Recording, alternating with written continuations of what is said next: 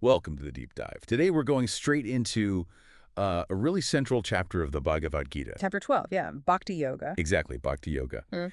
And we're leaning on Swami Dayananda Saraswati's Gita Home Study course and also Swami Vidya's teachings to help us, really unpack it. It's such a pivotal chapter. It wraps up the middle section, the second set of 6 chapters in the Gita. Right. And it gives this amazing perspective on bhakti, not just as a technique or a means. But is the goal itself. Precisely. Bhakti as both the path and the destination, you could say. The first part of the chapter talks about it as a means, and the second part really as the end state. Okay, so it's like the Gita saying, we've talked knowledge, we've talked action, now let's really explore love and devotion. So our plan today is to look at Arjuna's big question that starts it off, Krishna's answer, of course. Then those practical steps, the 5 stages of bhakti. Yeah, those stages. And then the picture of the ideal devotee, the parabhakta. What that actually looks like, yeah. And finally, why this teaching is considered so important. And it's good to remember where we came from, right? Arjuna's total despair in chapter 1, that Vishada yoga. Ah, yes, his initial grief. Then the teachings on knowledge yoga, karma yoga. They all kind of lay the groundwork. Chapter 12 builds right on that foundation. Offering this, direct path through devotion. Exactly, a path of love. Okay, so let's jump in. The chapter kicks off with Arjuna's question. What is he actually asking? Well, Arjuna basically puts it to Krishna.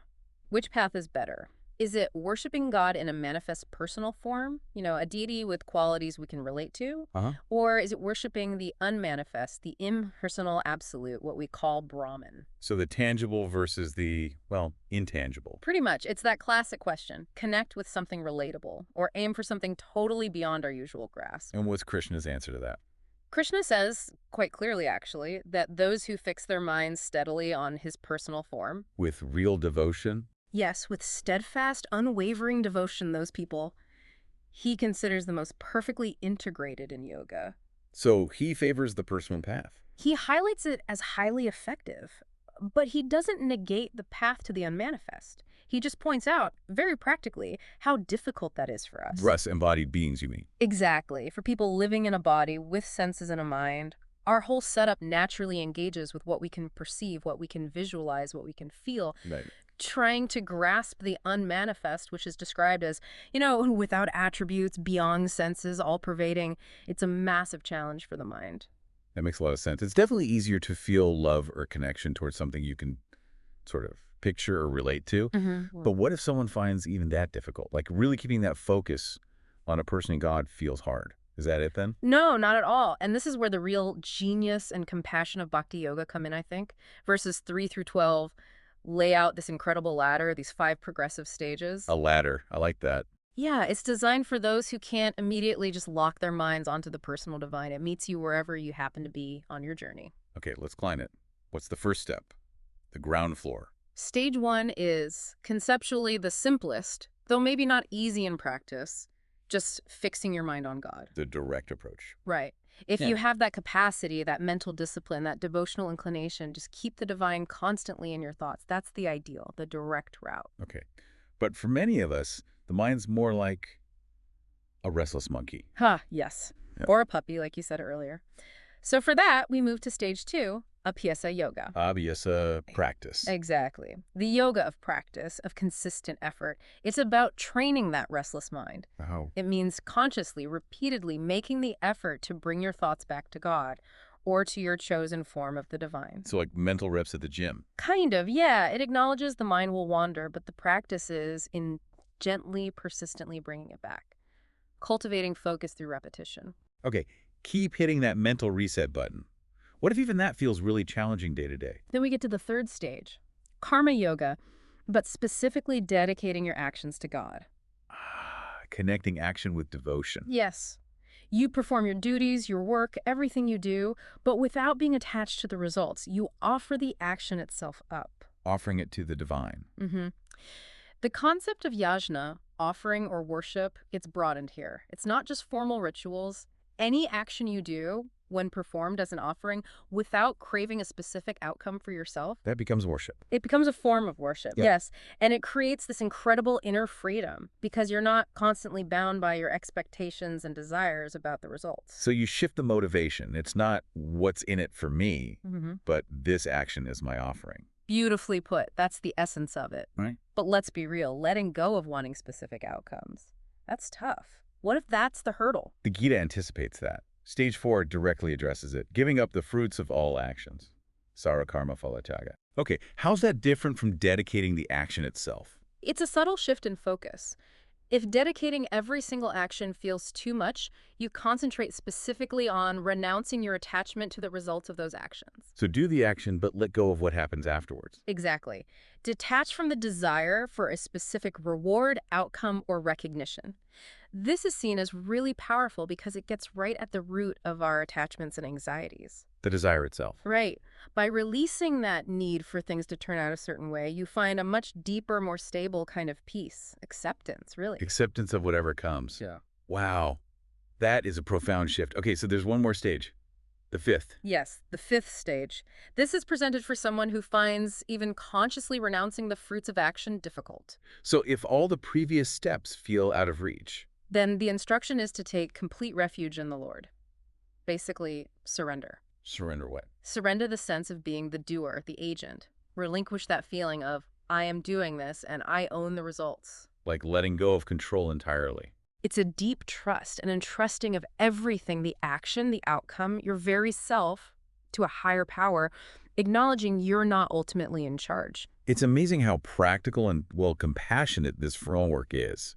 It really offers a way in for everyone. Absolutely. It recognizes the different capacities and temperaments people have. So after laying out these stages, the Gita then describes the person who has, let's say, graduated, the one who embodies this devotion, the parabhakta. Verses 13 through 19 give us this beautiful, detailed portrait. What does that look like? What are the key characteristics? Well, first off, a parabhakta feels no hatred or ill will towards any being. None at all. Wow, none. None.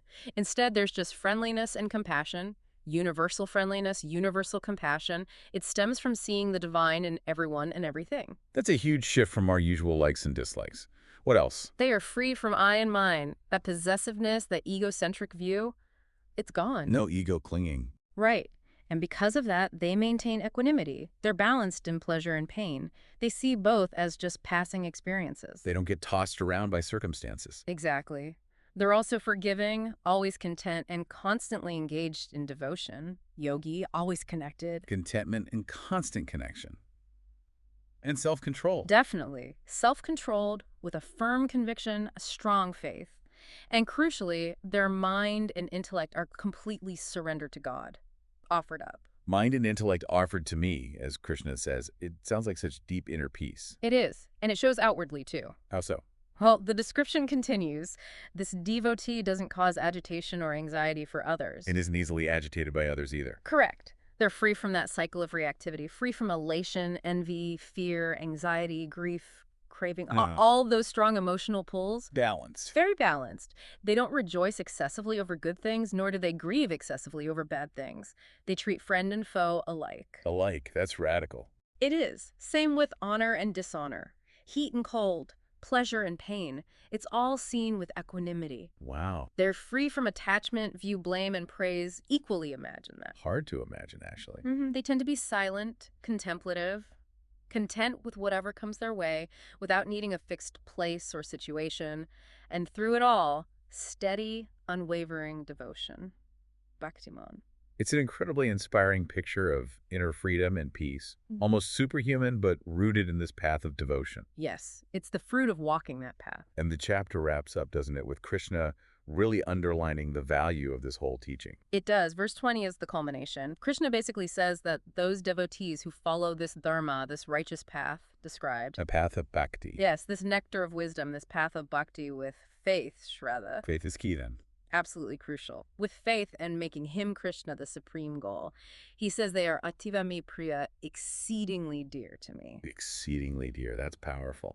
It really emphasizes the importance of faith.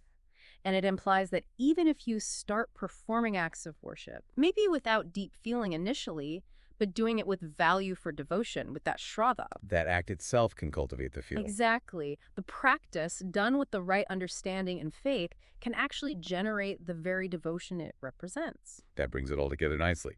This whole chapter, chapter 12, really gives such a clear, progressive map for anyone wanting to connect spiritually through love. It really does. It shows bhakti yoga as this practical, adaptable way to achieve spiritual realization. It caters to everyone, wherever you might be starting from. From just trying to fix your mind all the way to becoming that parabhakta. Offering different tools, focused thought, practice, selfless action, renunciation, surrender. So the big takeaway for us, for you listening, is that this path of love, bhakti, it's not just one thing, it's a spectrum. It's the journey and the destination. It's about how you can weave devotion, in whatever form feels right for you, into the fabric of your life.